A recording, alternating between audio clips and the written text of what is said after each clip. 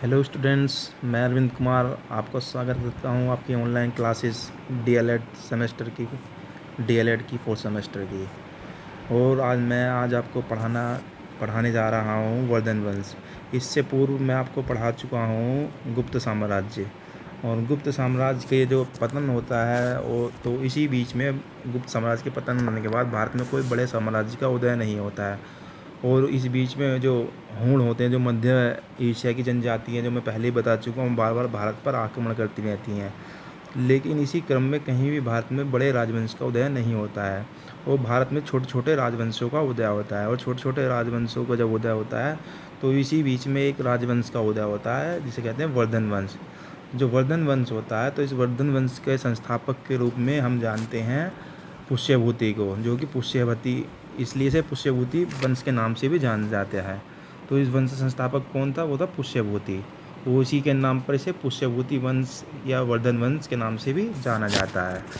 तो इसके बाद हम बताते हैं कि जो इस चीज़ की अगर आपको ये पता ना हो कि इस चीज़ के स्रोत क्या हैं, कि इस चीज़ की जानकारी आपको कहाँ से मिली है, क्योंकि जब तक हमें स्रोतों की पता नहीं हो हम उस चीज़ को वास्तविक नहीं मान सकते, जब तक वो चीज़ काल्पनिक मानी जाएगी, केवल एक कहानी है। लेकिन जब हमें स्रोतों की पता लगती है तो हमें पता लगता है कि ये चीज़ें इतिहास में कभी घटित हुई थी। तो इसी क्रम में हम देखते हैं कि एक ऐहोल अभिलेख मिलता है। ये ऐहोल अभिलेख जो रवि कीर्ति ने लिखा था, ये ऐहोल अभिलेख जो था रवि कीर्ति ने लिखा था, रवि कीर्ति ने। तो जो इस अभिलेख में क्या जानकारी मिलती है? इस अभिलेख में हमें जानकारी मिलती है कि जो हर्षवर्धन होता है, जो इसका इसका वर्धन वंश का जो होता है सातवां शासक होता है, तो उसका युद्ध होता है पुलकेशिन द्वितीय से, जो कि पुलकेशिन द्वितीय से युद्ध होता है, जो कि इज्जिग है, जो गुजरात का क्षेत्र होता है। तो यहाँ पर वो शासक होता है, चालुक्य वंश के शासक होता है उस समय। तो उसका युद्ध होता है हमारे हर्षवर्धन से, जो कि इसका सातवां शासक था। तो उस युद्ध में क्या पुलकेशिन द्वितीय हर्षवर्धन को हार देता है, वो हर्षवर्धन हार जाता है। तो इस चीज़ की जानकारी क्या से मिलती है? हमें ऐहोल अभिलेख से। फिर आते हैं हम हर्षचरित और कादम्बरी, जो कि उपन्यास थे, ये बाणभट्ट ने लिखे। तो ये बाणभट्ट कौन था? ये बाणभट्ट था इसका दरबारी कवि था हर्षवर्धन का। जब हर्षवर्धन को जब मैं इसी चैप्टर में आगे आपको पढ़ाऊंगा तो इसके बारे में बताऊंगा। सो राज दरबारी कवि था। तो हर्षचरित में क्या है, मैं हर्षवर्धन के जीवन के बारे में जानकारी मिलती है। हर्षवर्धन का चरित्र किस प्रकार था, उस चीज़ों की जानकारी हमें हर्षचरित में और कादम्बरी में मिलती है। इसके बाद आता हमारा कल्लड़, जो कि राजतरंगिणी कल्लड़। तो ये कल्लड़ जो था, इसमें हमें जानकारी मिलती है कि जब हर्षवर्धन जो चीनी यात्री हैंसोंग से प्रभावित होकर बौद्ध धर्म अपना लेता है, तो वो क्या करता है कि वहाँ पर जाके, ये कश्मीर का शासक होता है, तो कश्मीर के शासक से जाके वो भगवान गौतम बुद्ध के जो दंत अवशेष होते हैं उन्हें छीन कर ले आता है। क्योंकि वह बौद्ध धर्म अपना लेता है, गौतम बुद्ध को से प्रेरित हो जाता है।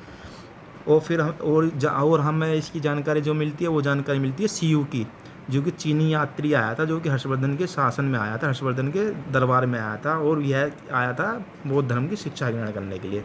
इन जो स्रोत हैं, इन सभी के बारे में मैं आगे आपको विस्तृत रूप से बताऊंगा। अब आगे हम चलते हैं इस वंश के बारे में, आपको जो विशेषताएं हैं इस वंश की, जो खासियत है, वो मैं आपको बताता हूँ। जो पुष्यभूति वंश था, इस वंश की जो राजधानी है वो मानी जाती है थानेश्वर। जैसे हर वंश की राजधानी होती है, तो इस वंश की राजधानी थी थानेश्वर। और इस वंश की जो प्रमुख शासक के रूप में, क्योंकि यह जो पुष्यभूति था कोई खास साम्राज्य का विस्तार नहीं कर पाया, केवल इसे इस साम्राज्य संस्थापक के रूप में ही जाना जाता है। ये केवल जो ये पुष्यभूति जो हरियाणा का जो ये क्षेत्र है ना, ये हरियाणा का ये क्षेत्र, ये वाला हरियाणा और पंजाब का जो क्षेत्र है, वो पहले यहीं था। यहीं पर क्या था? यहीं पर इनका शासन था।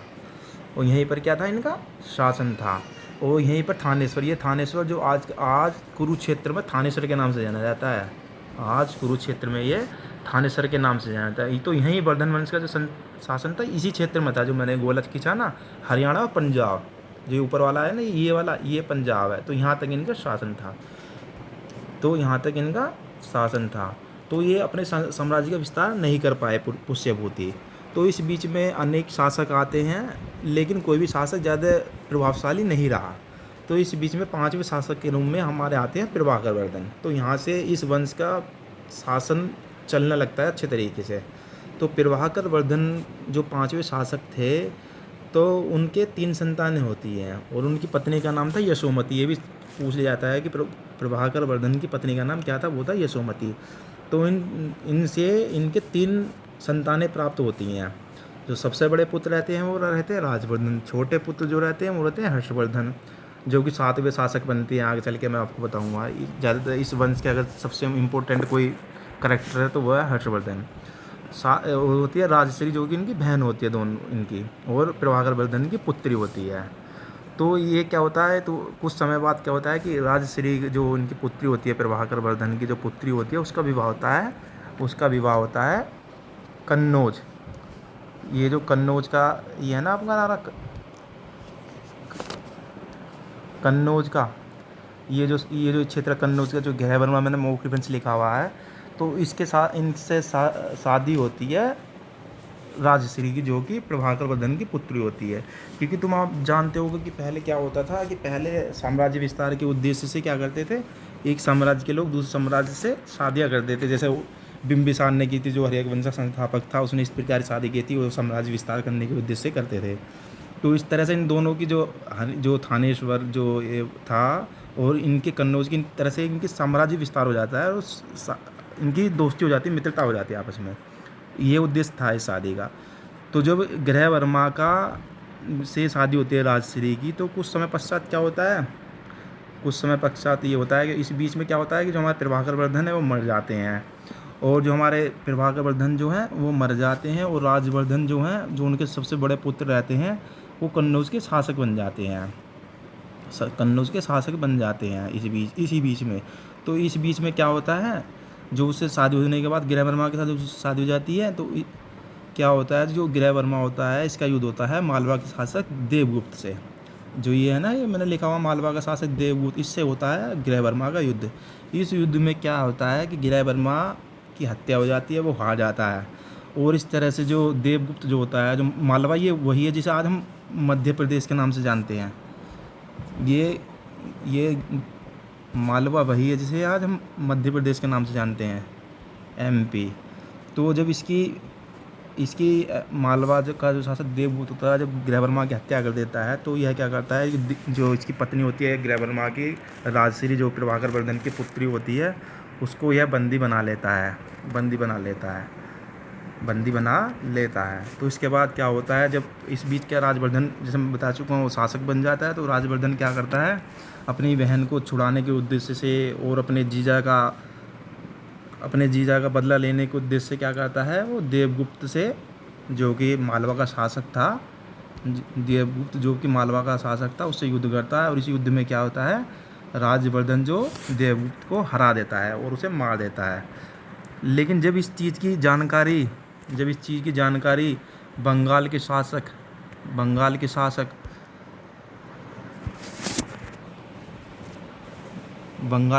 होता है, उस समय गौड़ वंश का शासन होता है वहाँ, तो उससे जानकारी मिलती है इस चीज़ की कि उसका जो मित्र है देवगुप्त, उसकी हत्या कर देता है राजवर्धन।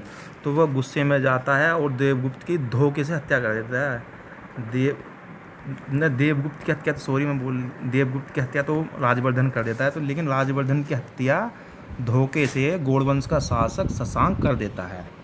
और पुनः उसकी जो बहन, क्या होता है, उसकी बहन को जब पता लग जाता है कि उसके भाई को हत्या कर दी गई है, तो उसकी बहन जो जंगल की तरफ को भागकर चली जाती है।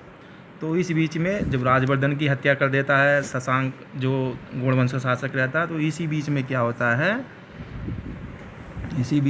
है, कि जब राजवर्धन मर जाता है तो अगला शासक की जिम्मेदारी बन जाती है वर्धन वंश पर। तो हर्षवर्धन को 16 वर्ष की आयु में ही शासन की बागडोर अपने हाथ में लेनी पड़ती है, और इस वंश के 7वें शासक के रूप में उसे जाना जाता है, मात्र 16 वर्ष की आयु में। और 606 ईस्वी में वह शासक बनता है और 645 ईस्वी तक वो रहता है। तो जब वह शासक बनता है तो उसके सामने 3 चुनौतियाँ होती हैं। एक तो अपनी बहन को छुड़ाने की, दूसरी कन्नौज पर जो शासन हो गया था बंगाल का, उसे वापस लेना कन्नौज को, और दूसरा जो उनके वंश की जो उस समय उनके वंश की जो इज्जत ख़राब हो रही थी वो अलग थी।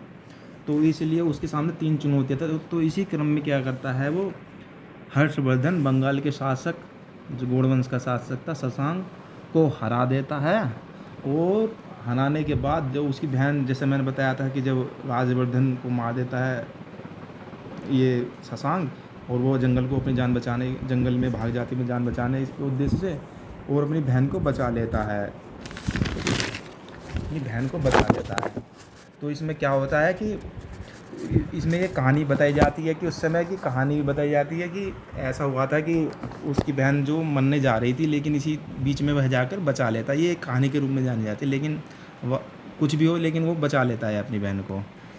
तो इसके बाद क्या होता है, जो वो अपनी बहन को बचा के ले आता है अपने घर पर, क्योंकि उसकी बहन जो थी वो गृहवर्मा के जो राजा थे, गृहवर्मा जो कि कन्नौज के राजा थे, उनकी पत्नी थी। तो जब गृहवर्मा मर जाते हैं तो पहले तो कन्नौज का शासन खाली हो जाता है, और उनकी बहन इतनी सक्षम नहीं थी कि कन्नौज का शासन चला पाए। तो कन्नौज को क्या है, हर्षवर्धन अपने साम्राज्य में मिला लेता है और साम्राज्य का विस्तार कर देता है, और कन्नौज को द्वितीय राजधानी बना लेता है। इस तरह वो द्वितीय राजधानी कन्नौज को बना लेता है। और जब उसे हरा देता है, शशांक को हरा देता है, तो इसके इसी खुशी में वो महाराजा धीराज की एवं परम भट्टारक की उपाधि धारण करता है। इससे पहले मैं आपको बताना भूल गया, जो प्रभाकर वर्धन था ना, वो भी महाराजा धीराज और परम भट्टारक की उपाधि धारण करता है। इससे पहले ये द्वितीय शासक था जिसने भी धारण की थी। तो इसी बीच में जब वो सोचता है कि तन बंगाल के शासक को हरा देता, तो उसको मन करता है कि क्यों ना मैं इसी क्रम में दक्षिण भारत की ओर अपना विजय अभियान बढ़ाता हुआ चलूँ। तो विजय अभियान बढ़ाने के क्रम में क्या होता है, वह जो चालुक्य वंश का शासक होता है पुलकेशिन द्वितीय, चालुक्य वंश का शासक होता है। जब मैं आपको दक्षिण भारत का इतिहास पढ़ाऊँगा तो उसमें आपको बताऊँगा कि किस तरह से चालुक्य आए थे। तो और ये जो चालुक्य थे उनका शासन था यहाँ, जो ये गुजरात का क्षेत्र है ना, ये गुजरात का, ये यहाँ आता शासन। फिर इसी यहाँ पर महाराष्ट्र में आता राष्ट्रकूट होगा। इस तरह से मैं जब आपको आगे पढ़ाऊँगा ना, जब बताऊँगा आपको, राष्ट्रकूट होगा होता है।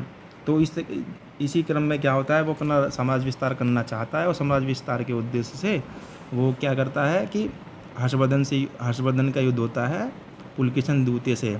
यह होता है नर्मदा नदी के तट पर। ये नर्मदा नदी वही नदी है जो हमारे अमरकंटक से निकलती है और अरब सागर में जाकर गिर जाती है। इसी नदी पर युद्ध होता है, और इस युद्ध में क्या होता है, हर्षवर्धन की क्या होती है, हार होती है।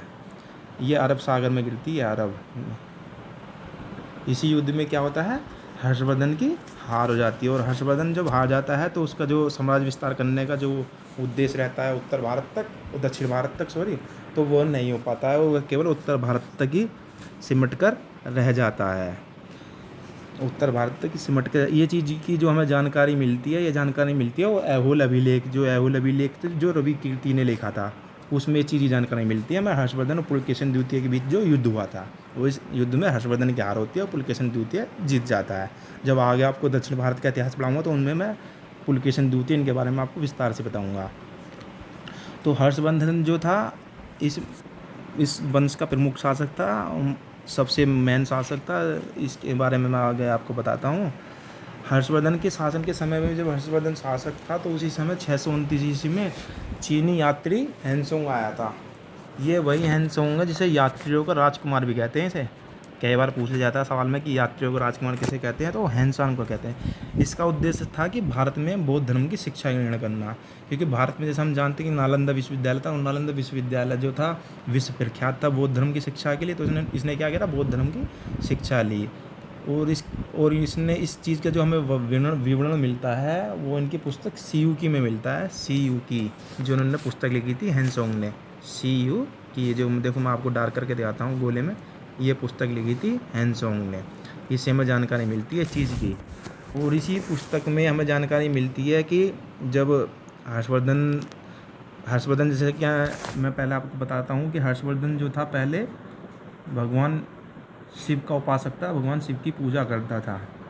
और भगवान शिव की पूजा करने के साथ साथ जो इस वंश के जो अन्य शासक थे वो सब शिव की पूजा करते थे, वो सूर्य की पूजा करते थे। लेकिन हैंसोंग से प्रभावित होकर हर्षवर्धन ने बौद्ध धर्म अपना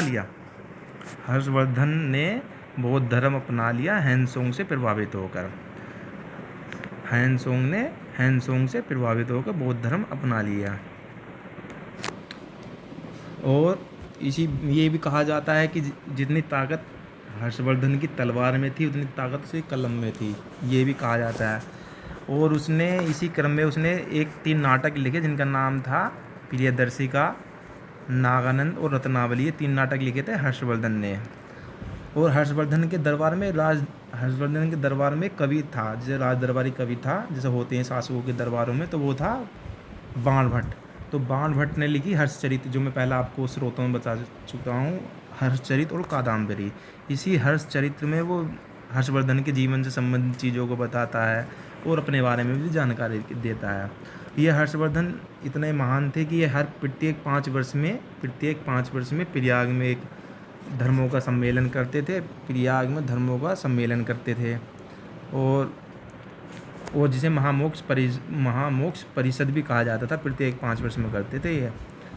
और जो इसी महामोक्ष परिषद में, इसलिए मैं पहले आपको ये बताना बीच में छोड़ के, कि इसी महामोक्ष परिषद में क्या था, जो छठवां महामोक्ष परिषद किया गया था, प्रत्येक 5 वर्ष में करते थे, जो छठवां किया गया था उसमें जो चीनी यात्री हेनसोंग था उसने छठवें आयोजन में भाग लिया था। इसे हिंदू का जो हर्षवर्धन है, ये इसे हिंदू काल का अकबर भी कहा जाता है, क्योंकि ये सर्वधर्मों को सम्मान देते थे, जैसा अकबर देता था ना। और एक ये भी विशेषता कि ये भी बहुत कम उम्र में शासक बन गए, जैसे अकबर शासक बन गया था बहुत कम उम्र में, तो इसलिए इन्हें हिंदू काल का अकबर कहा जाता है। उन्हें द्वितीय अशोक भी कहा जाता है। ये सवाल जाता है कि द्वितीय अशोक किसे कहा जाता है, तो वो हर्षवर्धन को कहा जाता है।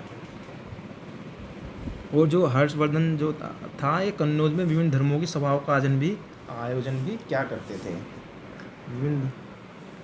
तो ओके स्टूडेंट्स, आज आपका ये चैप्टर यहीं समाप्त होता है। ठीक से पढ़ लेना इस चैप्टर को बार बार। ओके।